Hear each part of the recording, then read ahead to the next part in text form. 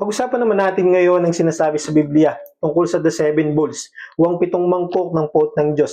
Sinasabi na ang seven seals ay ang pasimula ng hatol at ang seven trumpets naman ay naglalaman ng paalala at babala ng Diyos sa sanlibutan. Sinasabi naman na ang seven bowls ang pinakahuli at pinakamatinding hatol ng Diyos dito sa mundo, dito sa sangkatauhan. Sinasabi na dito na ibinuhos ng Diyos ang lahat ng kanyang galit at puot sa sangkatauhan. Hindi dahil malupit siya, kundi dahil talagang ang puso ng tao ay matigas na at ayaw na nila sa pagsisisi. Kaya naman sa video ito ngayon, pag-usapan natin yan ngayon kapatid. Ano nga ba ang ibig sabihin? Ano nga ba ang nilalaman at katotohanan ng bawat bowls na ito? Kailan nga ba magaganap ang mga bagay na ito at anong mensahe ng Diyos sa sangkatauhan? Mababasa sa Revelation chapter 15 verse 1. Nakita ko rin sa langit ang isa pang kakaiba at kagilagilalas na palatandaan. May pitong anghel na may dalang pitong salot.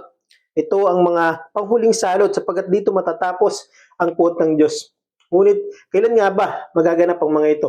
Ayon po sa Biblia, ang seven bowls ay magaganap sa huling bahagi ng Great Tribulation. Matapos ang seven seals at ang seven trumpets. Ito ang yugto bago ang muling pagbabalik ng ating Panginoong Jesucristo. Mabasa po natin sa Revelation chapter 16 verse 1. Mula sa templo narinig ko ang isang malakas na tinig na nag-uutos sa pitong anghel. Mayo na kayo at ibuhos ninyo sa lupa ang laman ng pitong mangkok ng puot ng Diyos. Mababasa dito ang napakalinaw na utos. Ngunit ano nga ba ang mga nilalaman ng bawat mangkok at ano ang dalang hatol at parusa nito sa sangkatauhan? Sinasabi po dito na ang unang bowl ay ang hatol sa katawan ng tao. Mababasa natin sa Revelation chapter 16 verse 2. Kaya umalis ang unang anghel at ibinuhos sa lupa ang laman ng dala niyang mangkok at nagkaroon ng mahahapdi at nakakapandiring pigsa ang mga taong may tatak ng halimaw at sumamba sa larawan nito. Pinapakita nito na ang kasalanan ay may pisikal na bunga. Ang mga tumanggap sa marka ng kasamaan ay tumanggap din ng hatol. Paalala ito na ang pagsunod sa mali ay may kapalit.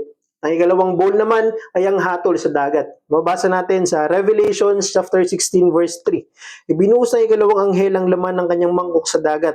Ang tubig nito ay naging parang dugo ng patay ng tao at napatay ang lahat ng nilalang na may buhay na nasa dagat.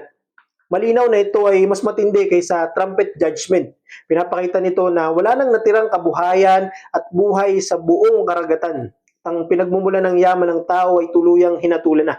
Sinasabi naman na ikatlong bowl ay ang hatol sa tubig inumin. Mababasa natin sa Revelation chapter 16 verse 4 to 6. Binuhos naman ang ikatlong anghel ang laman ng kanyang mangkok sa mga ilog at mga bukal. At naging dugo rin ang mga ito at narinig kong sinabi ng anghel na namamahala sa mga tubig. Ikaw ang matuwid na nabubuhay ngayon at noong una, ang banal, sapagkat hinatulan mo ang mga bagay na ito. Ang mga nagpadanak ng dugo ng mga hinirang ng Diyos at ng mga propeta ay binigyan mo ng dugo upang kanilang inumin. Iyan ang nararapat sa kanila.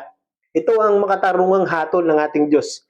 Ang mga nagpadanak ng dugo ng banal ay pinainom din ng dugo. At sa ika-apat na bowl naman ay ang hatol sa araw. Sinasabi po sa Revelation chapter 16 verse 8 to 9, at ibinuhos din ay kapitong anghel ang laman ng dala niyang mangkok sa araw at ito'y binigyan ng kapangyarihang pasuway ng mga tao sa tindi ng init. Napaso nga sila, ngunit sa halip na magsisi at talikuran ng kanilang mga kasalanan at magpuri sa Diyos, nilapastangan pa nila ang pangalan ng Diyos na may kapangyarihang magpadala ng ganoong mga salot. Dito makikita na sa kabila ng hirap at pagdurusa ng mga tao at sa halip na magsisi sila, ay nilipastangan pa ng tao ang Diyos. Dito mas tumindi ang katigasan ng puso ng tao kahit nasa gitna na sila ng matinding paghatol.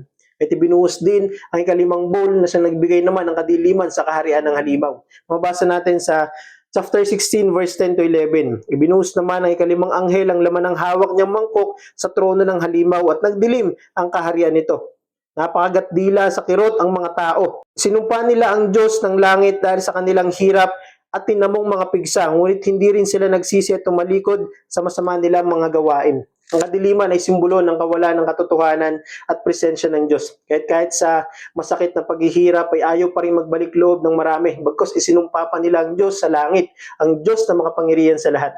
At ang ika-anim na bowl naman ay ang paghahanda sa Armageddon. Mababasa natin sa Revelations chapter 16 verse 16. At ang mga hari ay tinipo ng mga espiritu sa lugar na tinatawag na wikang Hebreo na Armageddon.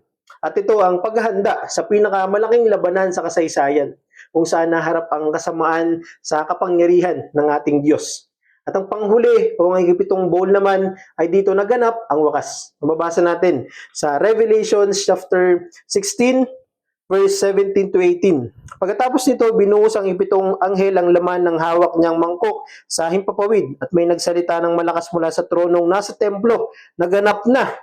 Kumidlat, kumulog at lumindol ng napakalakas. Ito ang pinakamalakas na lindol mula pa ng likhain ang tao dito sa lupa.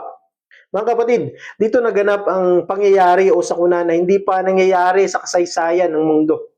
Mga lindol na hindi pa nangyayari kailanman. At ito ang katapusan ng sistema ng kasamaan at ito rin ang simula ng ganap na pagbabalik at paghahari ng ating Panginoong Jesucristo. Wait kapatid, pinapahayag po ang mga ito ng salita ng Diyos sa Biblia hindi para takutin ang sanlibutan, hindi para takutin tayo, kundi para bigyan tayo ng babala at paalalahanan tayo ng Diyos. At ang mensahe po sa atin ng 7 bowls ay malinaw, katotohanan na may hangganan ng pagtitiis ng Diyos, na may katapusan ng pagkakataon. Kaya't gano'n na lamang tayo kamahal ng ating Panginoon sapagkat binibigyan pa niya ang lahat ng oras para magsisi at magbalik loob sa Kanya. Sabi nga po sa 2 Peter chapter 3 verse 9, hindi ibig ng Panginoon na ang sino man ay mapahamak, kundi ang lahat ay magsisi. Kaya kapatid, kung naririnig mo ang mensaheng ito ngayon, ibig sabihin ay nasa panahon ka pa ng biyaya.